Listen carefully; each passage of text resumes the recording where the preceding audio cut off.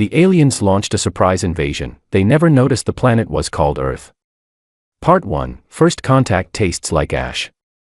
The sky cracked open at 0314 hours, and I was already running. Not because someone told me to run. Not because the alert system had sounded, it hadn't, not yet. I ran because I had been watching the northern horizon for 6 hours straight, and the color that bloomed across it at that moment was not any color the sky was supposed to be.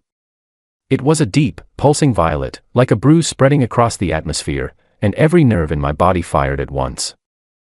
I was Staff Sergeant Elena Vasquez, 3-year veteran of the 3rd Mobile Infantry, currently assigned to Forward Observation Post 7, sitting on a frozen ridge in the middle of nowhere with a pair of thermal binoculars and a half-eaten ration pack.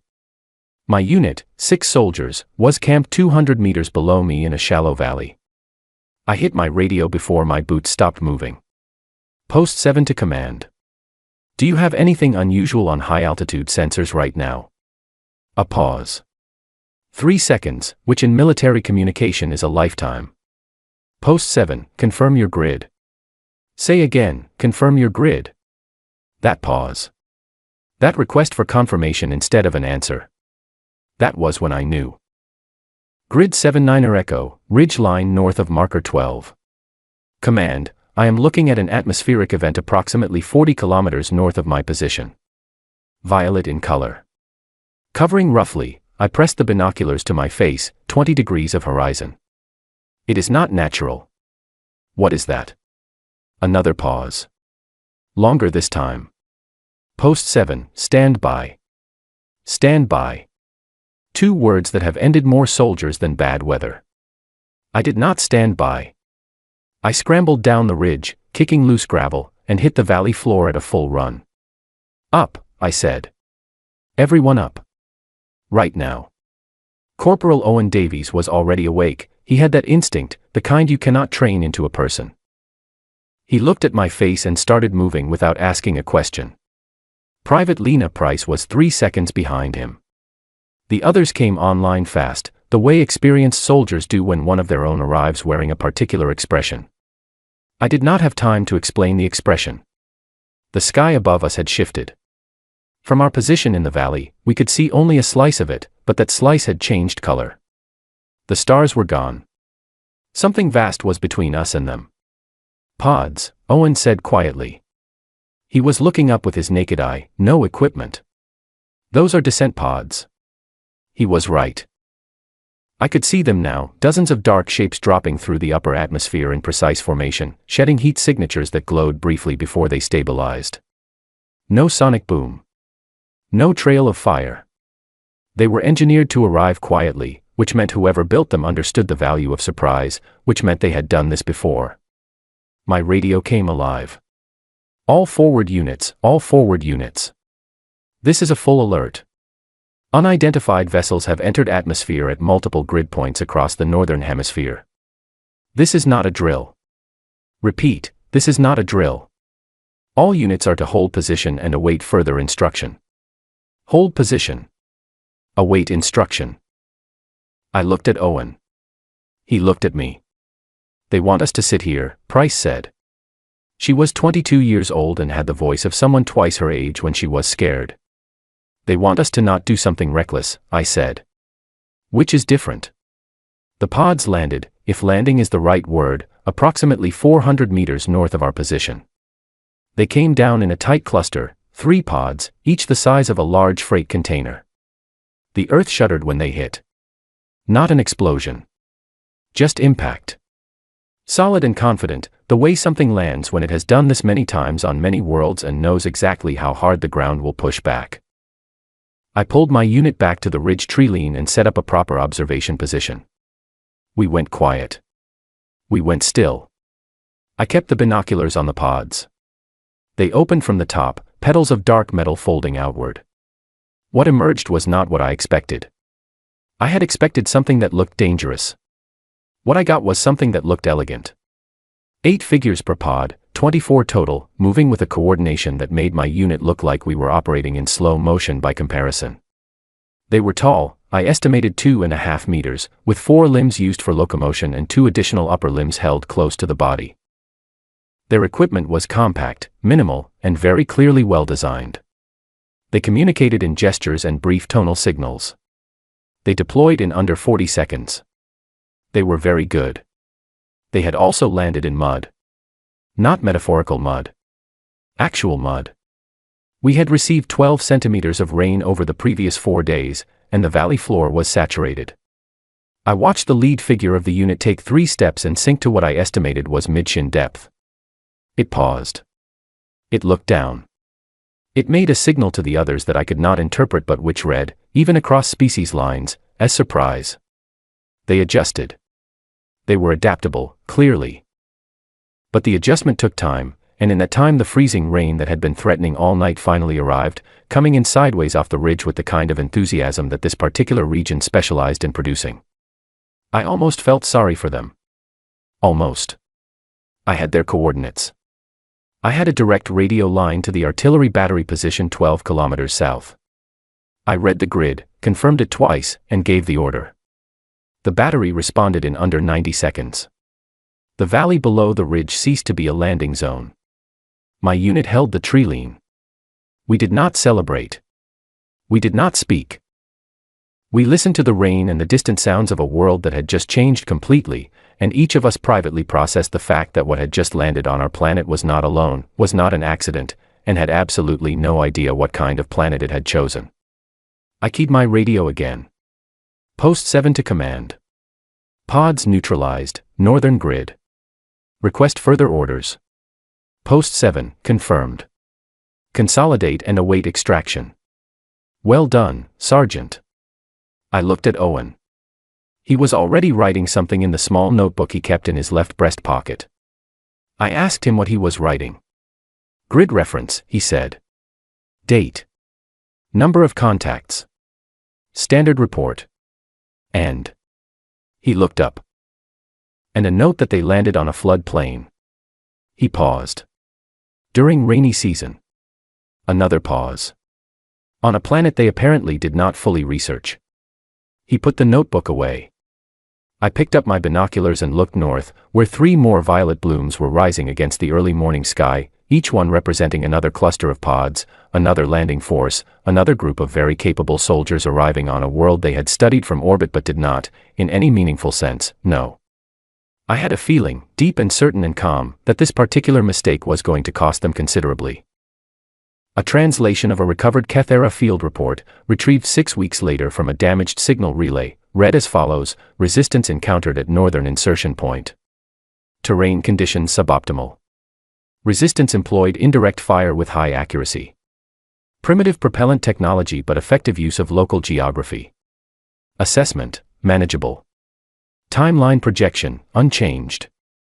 These creatures fight with determination but no sophistication. This will be resolved within a season. I read that report when they gave it to me weeks later. I read the word primitives and I set it down on the table and I drank my terrible, lukewarm coffee and I thought about Owen's note in his small notebook, and about the flood plain, and about the rain. Then I picked up my gear and went back to work. Part 2, What History Tastes Like. On day 19, they put me in a room with a linguist and gave me the worst coffee I had ever tasted in my life. The coffee was important. Not because of the coffee itself, but because it told me everything about where we were in the situation. When supply lines are functioning and command is confident, the coffee is tolerable. When everything is being routed to the front and nobody has time to source decent supplies and the people running the war are sleeping in shifts, the coffee tastes like someone boiled cardboard in mildly caffeinated water. This coffee tasted exactly like that. Which meant day 19 was going exactly as I suspected. The linguist's name was Dr. Amara Singh, and she did not look like someone who had slept recently. She was perhaps 40, with dark circles under sharp eyes and the particular energy of a person who is being run on intellectual adrenaline because there is nothing else available. She had a tablet in front of her covered in notation systems I did not recognize and a printed file on the table that was thick enough to use as a doorstop. Sergeant Vasquez, she said. Your field report mentioned you observed their deployment for approximately 4 minutes before calling in coordinates. Correct. And you noted they communicated through gestural and tonal signals. Yes. Can you walk me through what you observed? Specifically, the sequence of gestures when they encountered the terrain conditions. I walked her through it. She listened with the focused attention of someone who is assembling a very complicated puzzle and has just been handed a piece she did not expect. When I finished, she made notes for 30 seconds without speaking. They were surprised, she said. It was not a question. Visibly. The lead figure stopped moving completely for about 2 seconds. That is a long time to freeze when you have just landed in a combat zone. She nodded slowly. They should not have been surprised by mud. No, I agreed. They should not. She turned the tablet around and showed me a map. It was a star map, with 12 points marked in a color that had been chosen, I suspected, because no other color was available and not because anyone thought it looked nice. Each point had a small symbol beside it. The symbols were all variations of the same basic shape. These are the 12 civilizations the Keth era have previously integrated into their structure, she said. That is what they call it. Integration. She said the word with a careful flatness that communicated exactly what she thought of it. Every one of these species encountered the Keth era and, within 60 days, reached a formal settlement. The fastest was 11 days. The slowest was 53. I looked at the map. 12 points. 12 symbols. All variations on the same shape. What does the shape mean? It is their notation for successfully processed. Think of it as a stamp in a bureaucratic file. Case closed, moved on. She pulled the tablet back. In every prior case, the Keth era made contact with a species that had a single dominant governing authority. A global government, or something close enough to function like one. Their model is built around that assumption. You identify the central authority, you demonstrate superior capability, the central authority makes a rational decision to avoid further damage, and the process concludes. I sat with that for a moment. We do not have a single dominant governing authority. We have 195 recognized sovereign nations, she said, 42 of which are currently providing active military support, 63 of which have declared various forms of emergency powers, and approximately 30 of which have not yet formally agreed on what to call what is happening. What are they calling it? Several different things, depending on the country. She allowed herself a brief, tired smile. The Keth era diplomatic team spent the first 11 days attempting to identify who to contact for formal surrender negotiations. They sent a signal to the United Nations. The UN forwarded it to the Security Council. The Security Council forwarded it to a subcommittee. The subcommittee requested clarification on the transmission format. The smile faded. By the time anyone responded, we had already destroyed 14 of their landing sites. I thought about that.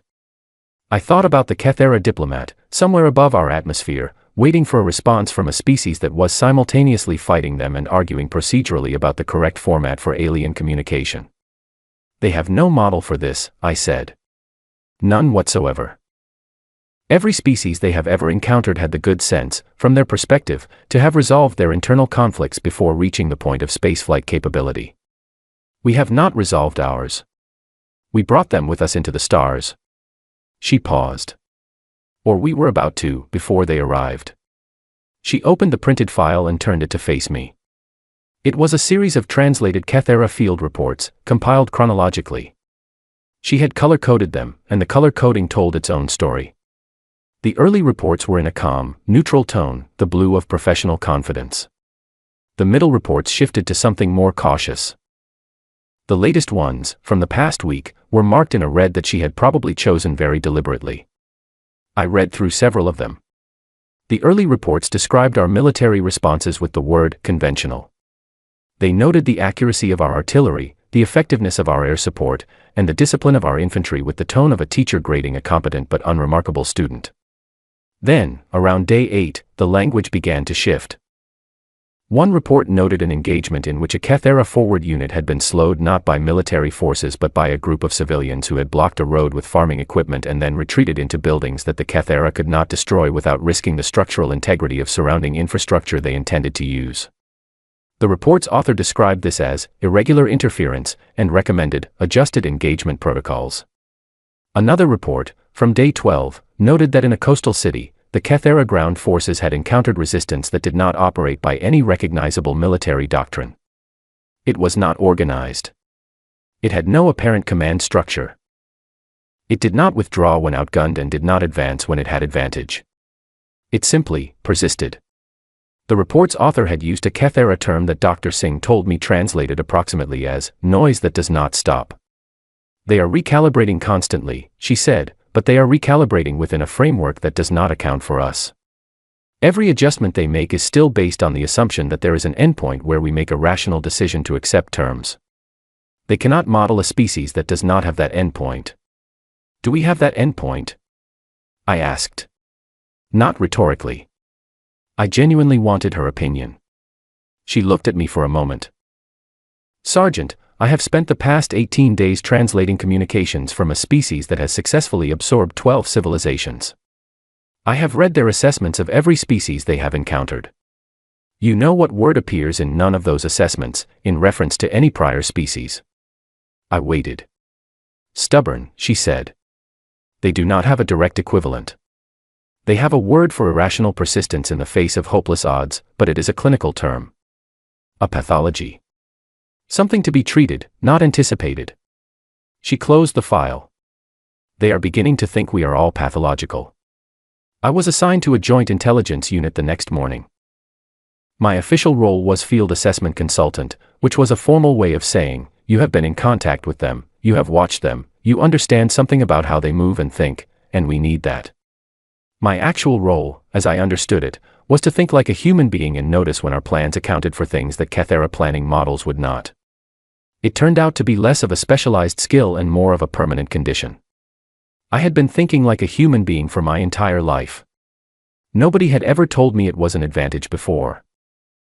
I spent the next week in a converted basement that smelled of old concrete and electronic equipment, reviewing reports from multiple theaters of engagement. I read about mountain passes held by infantry units that should have been overrun in hours but were not. I read about coastal approaches that were mined so thoroughly the Kethera naval equivalent had stopped attempting them entirely.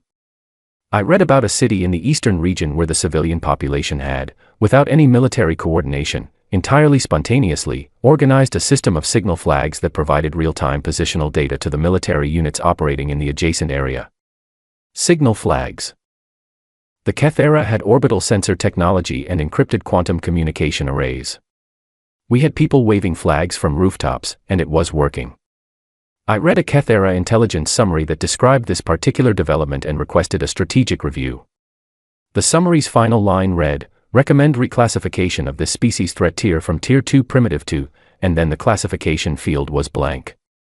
The analyst had started to fill it in and stopped. Perhaps they did not have a tier for what they were looking at. Perhaps they were not sure the tiers went that high. I pinned that summary to the wall above my station and looked at it every morning. Owen came by on day 26 with 2 cups of slightly less terrible coffee and sat across from me and looked at the wall of reports. We are going to win this, he said. It was not a rallying cry. He said it the way a person states a fact they have just confirmed. How confident are you? I asked. He thought about it with the seriousness it deserved. Very, he said. They are better equipped and they have more experience conquering things. But they have never fought something that was angry about being conquered and also could not agree on anything long enough to stop. He drank his coffee. We are going to run them absolutely ragged. He was right. I already knew he was right. The Kethera had arrived with a model, and the model was wrong, and they were smart enough to know it was wrong but not yet sure what to replace it with.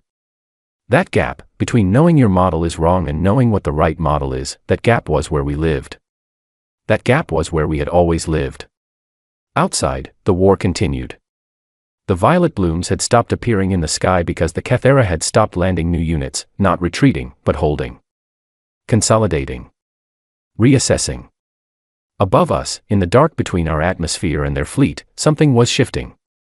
A strategy was being revised.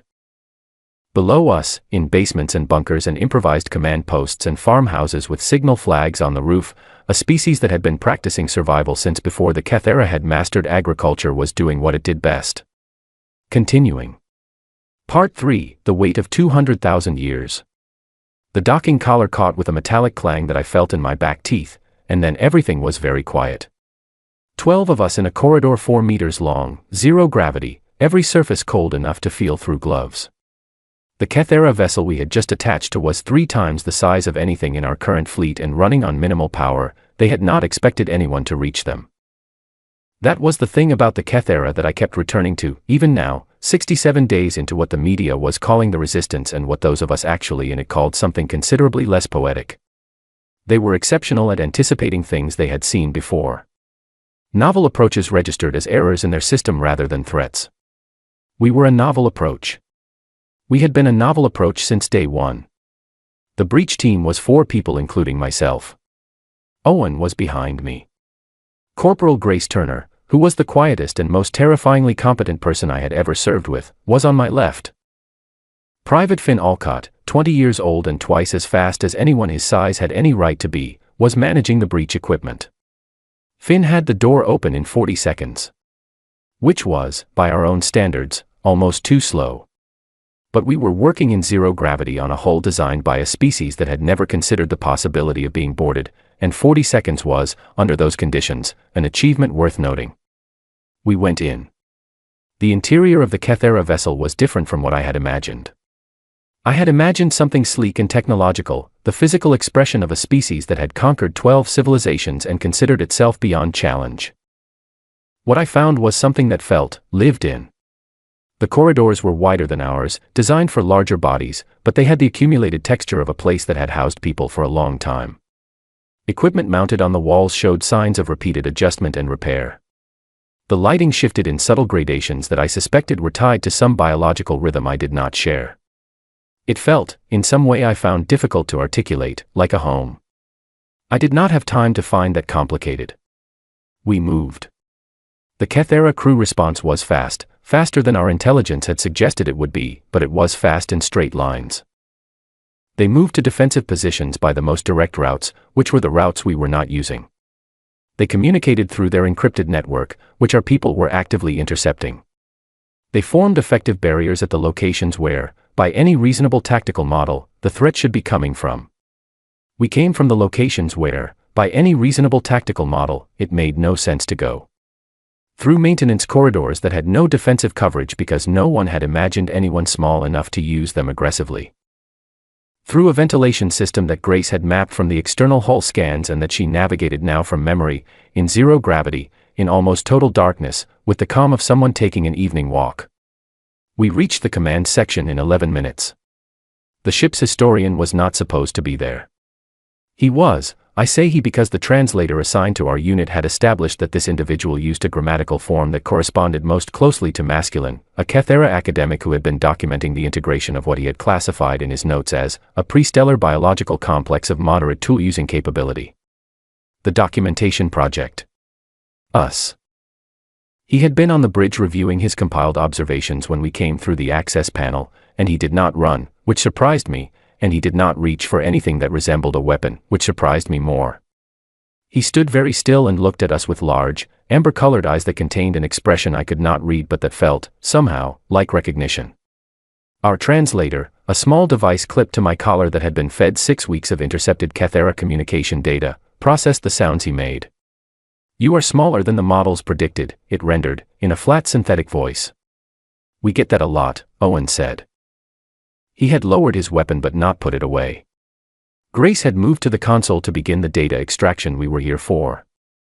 Finn was holding the access panel. I looked at the historian. He was looking at me with that unreadable expression. "Your name," the translator said, and I realized he was asking, not stating. "Vasquez," I said. The translator rendered this. He made a sound back. "He says his name is approximately," the translator paused for a fraction of a second in the way it did when it was selecting from several inadequate options, a sound that corresponds to a concept of recorded memory. "He is the ship's keeper of records." "I know what a historian is," I said. The translator rendered this.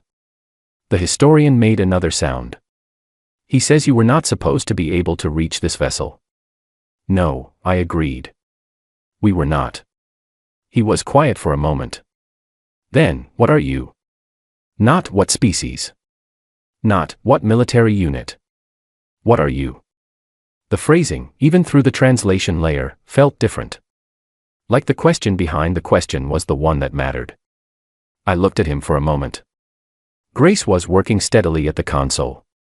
We had approximately 6 minutes before the defensive teams below us completed their sweeps and realized the threat was not where they were looking. "We are from this planet," I said. "The one you came to." "We have been here for a very long time."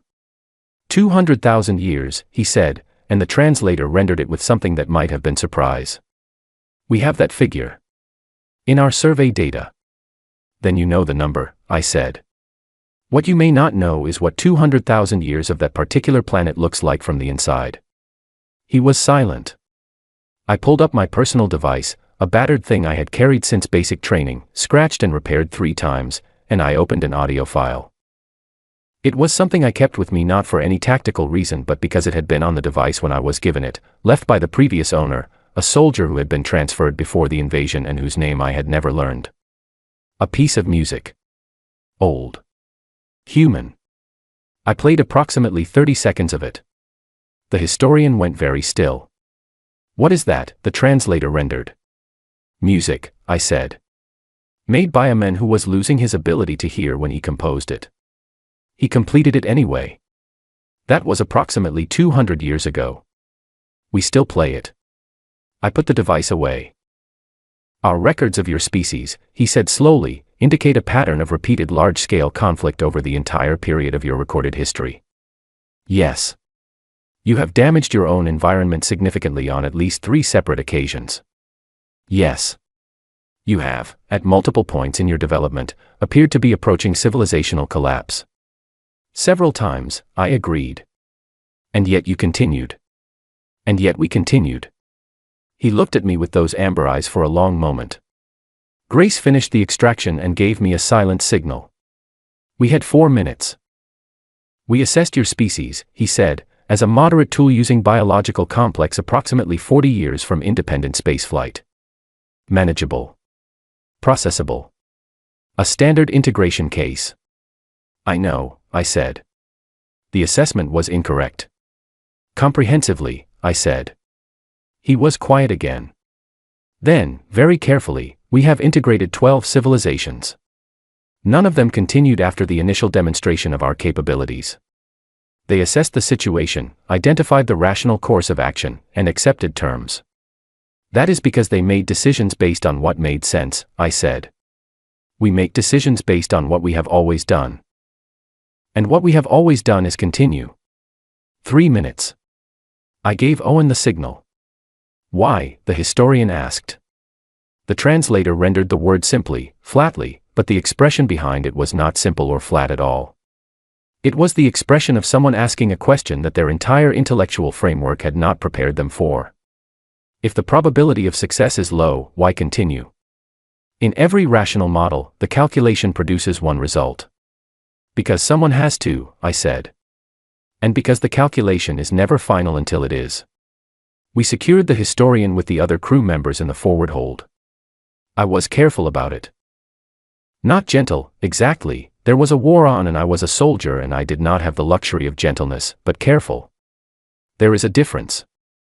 The ship was ours in 41 minutes total. The first boarding action in human history against an alien vessel. The command logs we extracted would be transmitted to the Joint Intelligence Center within the hour. The data in those logs would shift the course of the following 30 days significantly. I sat in the hold with the historian and the other crew members while our team secured the bridge, and I watched him. He was watching me back. "The music," he said eventually. "Your species makes art. During conflict. During everything," I said. "We have always made art. During famines. During illness. During wars." I thought about it. "Especially during wars." He processed this. "The species we have integrated previously made art only during periods of stability and growth." "That sounds peaceful," I said. "It is," he agreed. "But perhaps it is also," the translator paused, cycling through options, limiting. I did not answer that. I thought it did not need an answer. Outside the viewport, through the reinforced composite of the hull, I could see the planet. Blue and white and deeply, quietly patient. It had been there before us and it would be there after us, and it had watched us, if a planet could be said to watch anything, grow from creatures that climbed trees into creatures that climbed into space, carrying all of our history and all of our errors and all of our music with us. The historian looked at the viewport. I could not read his expression. You named it after soil, he said. Yes, I said. He did not say anything else for a long time. Part 4, the thing they did not model. The Kethera requested a ceasefire on day 112 at 0900 hours, and the message arrived in 17 different languages simultaneously, which suggested they had been preparing it carefully and wanted to leave no room for a claim of miscommunication. I was in the Joint Intelligence Center when the signal came in. The room had the particular atmosphere of a place where people had been working without adequate sleep for a very long time, paper everywhere, half-consumed drinks on every surface, a low constant hum of equipment, and the specific quality of alertness that exists only in people who are running on something beyond ordinary tiredness. Lieutenant Colonel Peter Shaw was standing at the main display when the signal resolved. He read it once. Then he read it again. Then he looked at Dr. Singh across the room. They said ceasefire, he said. Not surrender. I noticed, she said. There is a significant difference. I am aware. He looked at the message for another moment. Get me Ambassador Osei. I had not met Ambassador Grace Osei before that morning. I had read about her. She had been a trade negotiator before the invasion, which was, as several people pointed out with varying degrees of irony, excellent preparation for what came next. She arrived at the center 40 minutes after the signal, carrying a document case that she set on the table with the deliberate care of someone who has been waiting for a particular moment and intends to handle it correctly. She was perhaps 55, with close-cropped hair and eyes that moved through the room, taking inventory of everything in about 4 seconds flat. She shook Shaw's hand, nodded to Dr. Singh, looked at me briefly with an expression that categorized and filed me in a single glance, and then sat down and opened her document case. How long have you had that? Shaw asked, looking at the documents. Since day 8, she said. I thought it was reasonable to be prepared. She looked at the display showing the Kethera ceasefire request. Their timing is interesting. Day 112. Do we have an assessment of what changed in the past 48 hours that prompted this? Shaw pulled up the recent engagement summaries. The past 48 hours had included the successful boarding and capture of the forward command vessel, our team's action, which had yielded significant intelligence data, the collapse of 3 Kethera ground positions in the southern region due to supply line disruption, and a coordinated cyber and communications action that had temporarily compromised their orbital communication relay. Not devastating in isolation. Cumulatively, the picture was of a campaign that was not going the way it had been projected. They did their own calculation, I said from the back of the room. Several people looked at me. They recalculated the timeline and it does not converge on the result they expected. So they are resetting the table. Shaw looked at me. Sergeant Vasquez has had direct interaction with Kethera personnel, he said to the room, by way of explanation. Her read is relevant. He turned back to me. Go on. They are not surrendering, I said, because in their experience, the dominant party does not surrender. They are requesting a ceasefire because they want to move to a negotiation phase, and in their model, negotiation means we discuss the terms of our acceptance of their authority. They are not expecting us to arrive at the table as equals. They are expecting to manage the conclusion of this process. The room was quiet. Ambassador Osei looked at me with an expression that was not quite a smile but contained the ingredients of one. That is an accurate assessment, she said. Which is why the document in this case is going to be somewhat educational for them. She would not let anyone read it in advance except Shaw, who read the executive summary and sat down with the expression of a man recalibrating something fundamental. Dr. Singh was allowed to review the linguistic framing sections. I was not allowed to read it at all, which I found simultaneously frustrating and reassuring. It meant the contents were significant enough to manage carefully. The formal response to the Kethera ceasefire request was transmitted at 1400 hours. It accepted the ceasefire as a temporary operational pause and proposed a formal negotiation session. The location proposed was neutral ground, a recaptured facility in the mid-northern region that had been prepared for exactly this purpose, which told me that Ambassador Osei had been thinking about this moment considerably longer than day 8. The Kethera response to our counterproposal took 6 hours.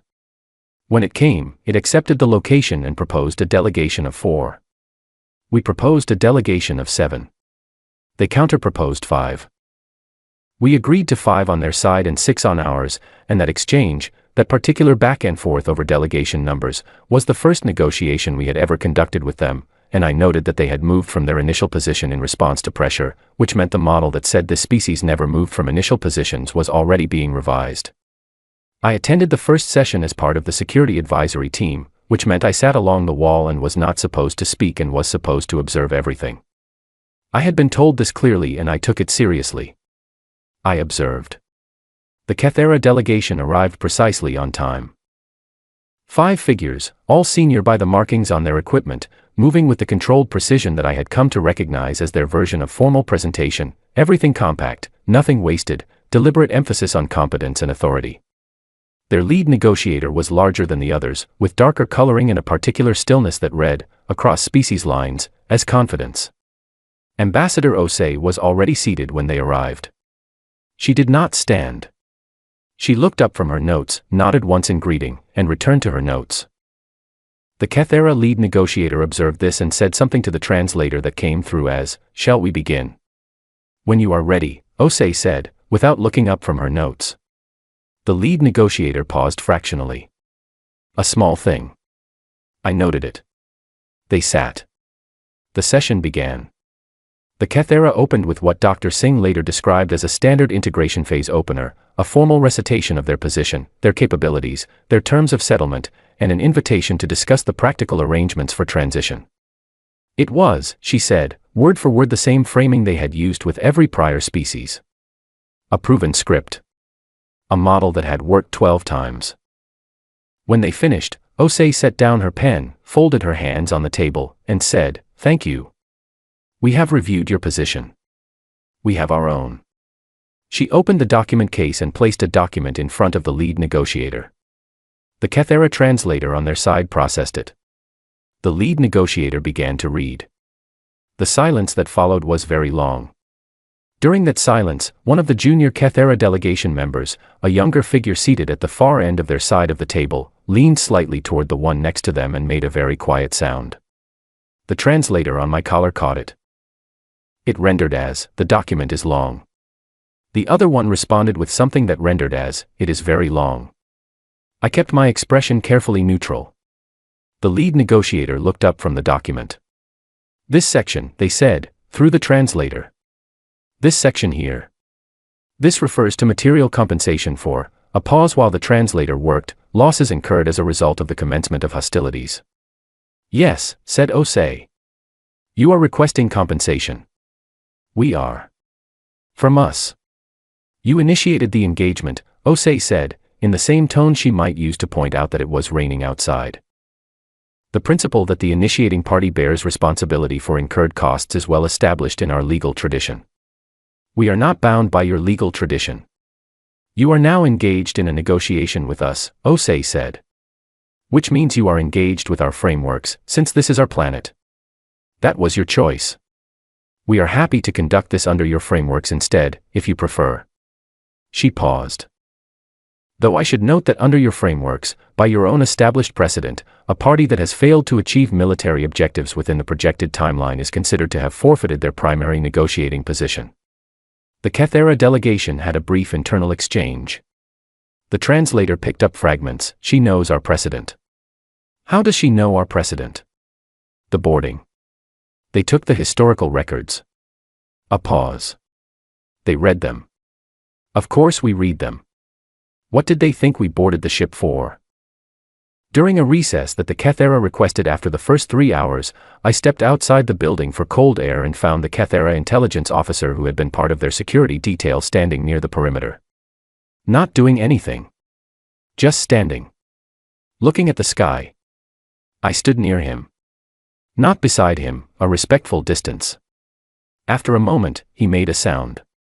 The translator rendered it as, "Your people have been angry about this invasion for longer than the invasion itself has lasted." "Yes," I said. "In our experience, conflict produces a desire for resolution. The longer a conflict continues, the stronger the desire for resolution. Resolution comes with acceptance of terms. In our experience, I said, conflict produces a memory. And the memory lasts considerably longer than the conflict. He was quiet. Your species, he said, keeps records of old conflicts. Wars that ended many generations ago. Extensively, I said. We write books about them. We make films. We teach them in schools. Some of our most significant cultural and legal systems emerged directly from processing things that happened hundreds of years ago. He was very still. You carry the past with you. Like luggage, I said.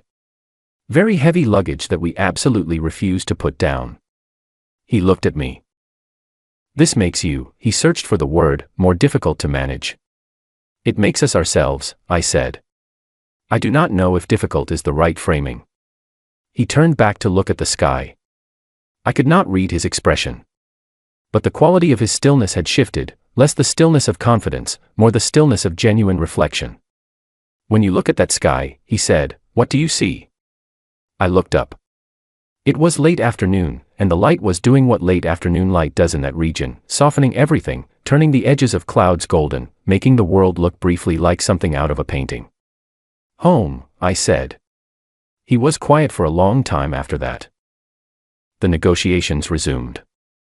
They continued for 9 days, and by the end of the 3rd day, the Kethera delegation had stopped operating from their opening script. The script had not accounted for what they were encountering. By the 5th day, they were requesting overnight recesses to consult with their command structure, which meant the document Osei had produced was prompting conversations at levels above the negotiating team. By the 7th day, the lead negotiator looked like someone who had arrived expecting to manage a conclusion and had discovered that the conclusion was considerably more complicated than anticipated. On the 9th day, they asked for a 2-day extension to the ceasefire so that additional members of their command structure could review the document. Osei granted it. Shaw found me in the corridor afterward and said quietly, "Do you know what is in that document?"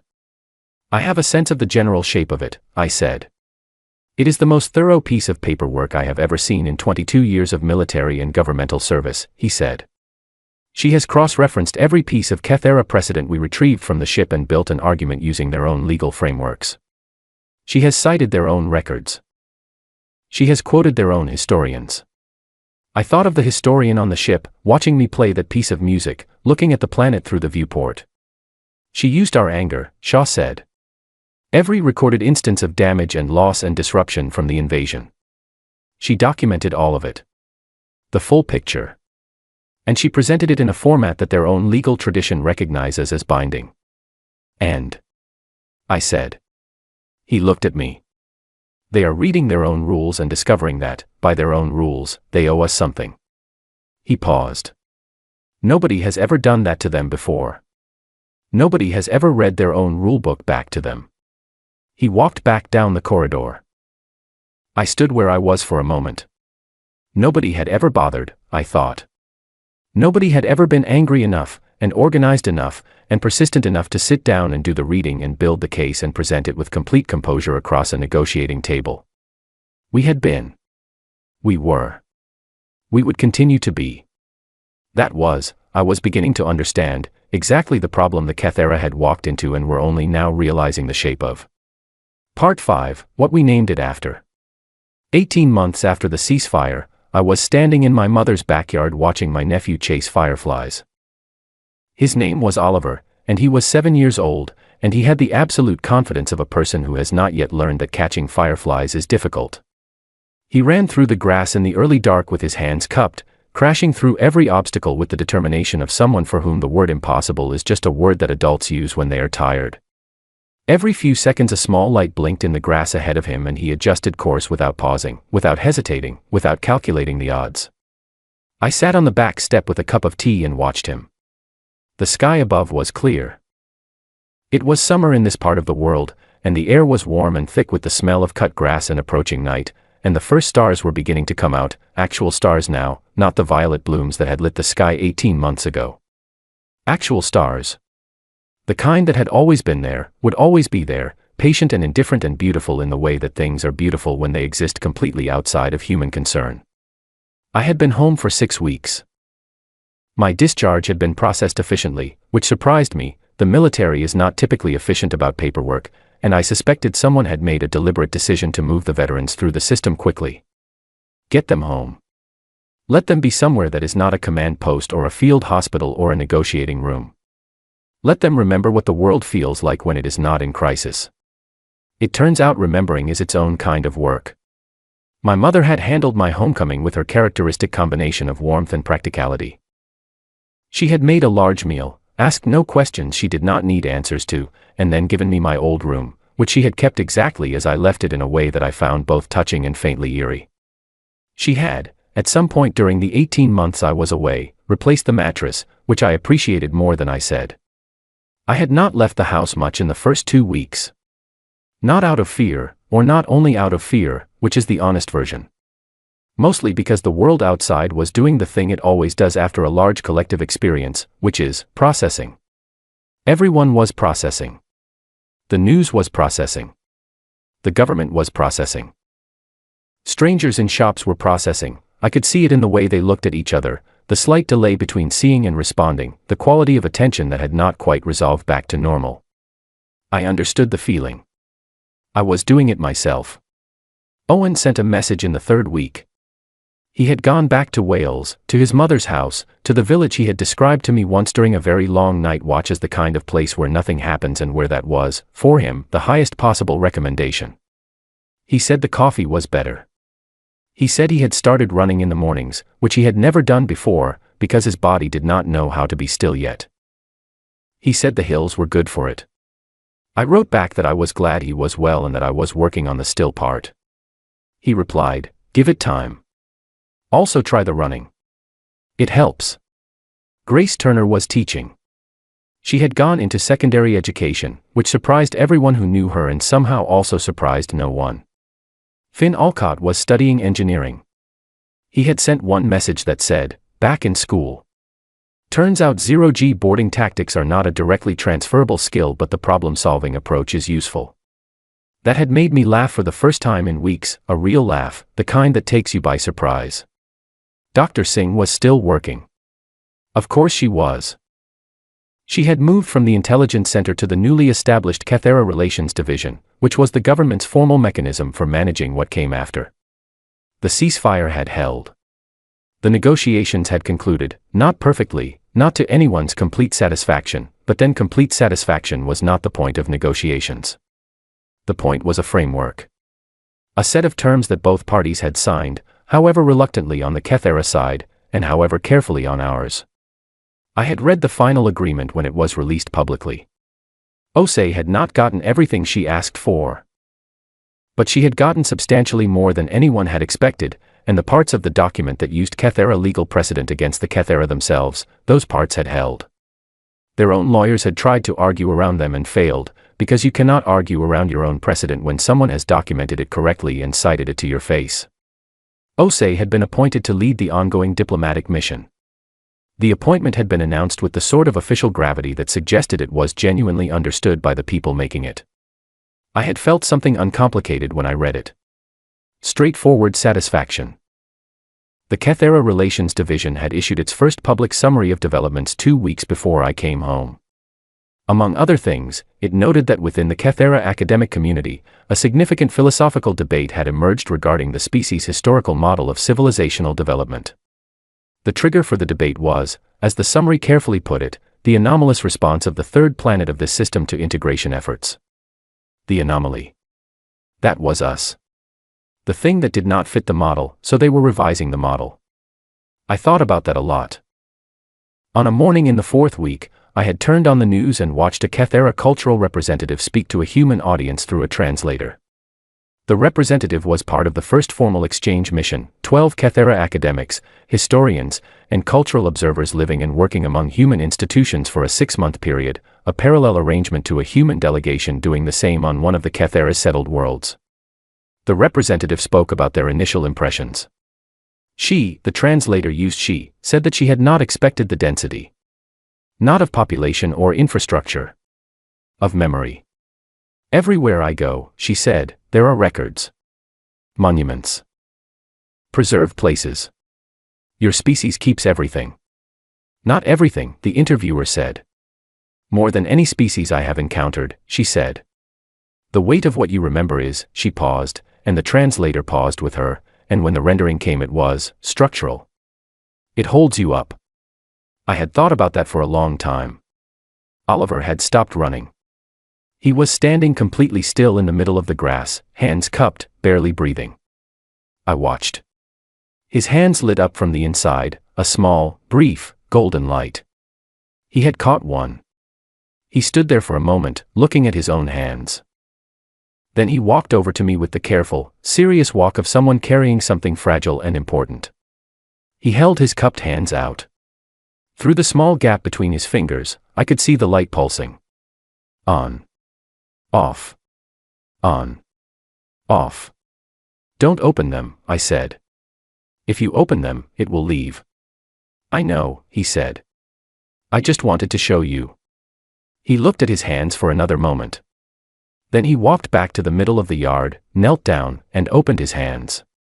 The firefly lifted, blinked once, and was gone into the dark. He stood up and went back to running. I sat with my tea and watched him and did not try to explain to myself exactly what I was feeling because some feelings resist explanation and it is better to simply let them be. 3 days after that, I got a message that I had not expected. The subject line read, "From the Keeper of Records, forwarded through the Kethera Relations Division, with their thanks and apologies for the delay in transmission." I opened it. The historian had written, "If writing is the right word for what they do," which the translator's note said was not precisely the right word but was the closest available equivalent, a long message. The translation was imperfect in places, flagged with brackets where the rendering was approximate, but the shape of it was clear enough. He said that he had returned to the homeworld. That he had resumed his work, which had previously been concerned with the documentation of integrated species. He said that his work had changed significantly. He was now engaged in what he described as a revisionary project of considerable scope, which involved going back through every prior integration and asking, for the first time, questions that had not previously been considered worth asking. What did those species remember? What had they made? What did they carry with them that the integration process had not accounted for? He said the project was generating substantial debate. He said that he had listened to the piece of music I had played for him many times since. He had obtained a full recording through the exchange mission. He had shared it with colleagues. He did not have a framework for it yet, for the experience of beauty produced during suffering, for art that exists because someone needed to make it, but he was working on one. He said that he thought of the planet often. The blue and white one, the patient one. The one named after soil. And then, at the end, he said, "I asked one of your diplomats to explain the name. She said that the word, in its oldest form, meant simply the ground beneath you. The place you stand. Not a monument. Not an aspiration. Just the ground. Where you are. Where you return to." He said, "I think I understand now why a species would name itself for that. You are not defined by where you are going. You are defined by what you return to. That is something none of our models had accounted for. That is what we missed." I read it twice. Then I set it down.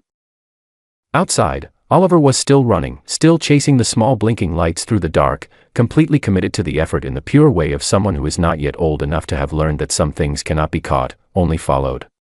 I thought about Owen writing notes in a notebook on a frozen ridge. I thought about Dr. Singh's color-coded reports and the blank classification field in the Kethera document. I thought about Grace navigating a maintenance corridor in the dark from memory. I thought about Finn with the breach equipment, 40 seconds to get the door open, just a little too slow by our standards, just barely possible given the circumstances. I thought about Ambassador Osei placing a document on a table with the calm of someone who had been waiting for exactly this moment. I thought about the historian asking what we were, in a hold full of the quiet, bewildered crew of a ship that had never imagined being boarded. I thought about the music. The men who wrote it losing the very sense he needed most to write it, writing it anyway. We still play it. We have played it for 200 years and we will play it for 200 more, and that fact is both obvious and astonishing, and it is also, I think, the truest answer I could have given to any question the historian asked me. I picked up my tea. It had gone cold. I drank it anyway. The stars were fully out now, clear and unhurried above the yard. Somewhere among them, a fleet that had arrived with certainty and left with something more complicated was making its way home, carrying with it a revised model, a philosophical debate, a long document signed under their own precedent, and, I chose to believe this, because it seemed right, a recording of a piece of music written by a man who could not hear it. Oliver came and sat beside me on the step. He was tired now, the chase finished, the evening done. He leaned against my arm. "Did you catch any more?" I asked. "2," he said. "I let them all go." "Good," I said. He looked up at the sky. Children look at the sky differently after an invasion. They still look at it the way children should, with curiosity, with the open receiving attention of someone who has not yet decided what the world is, but there is something else now, too. A small additional awareness. Like knowing a word you did not know before, and now that you know it you notice it everywhere. "Are they still up there?" he asked. He meant the Kethera. "Some of them," I said. "Not the way they were. They are not trying to land anymore. Because we stopped them." "Because we stopped them," I agreed. He was quiet for a moment, processing this with the thoroughness of a 7-year-old who takes information seriously. "Because we live here," he said. "Because we live here," I said. "We have always lived here. And we are not the kind of people who leave." He seemed satisfied with that. He leaned his head against my arm and looked at the stars, and I looked at them with him, and the night was warm and the fireflies were still blinking in the grass and the world was doing the thing it has always done after every disaster and every war and every catastrophe that people said it could not survive. It was continuing. Not triumphantly. Not loudly. Not with any particular sense of drama or occasion. Just continuing, the way it always has, the way a planet named for ordinary soil continues, rooted and stubborn and full of light in the dark, still here, still turning, still home.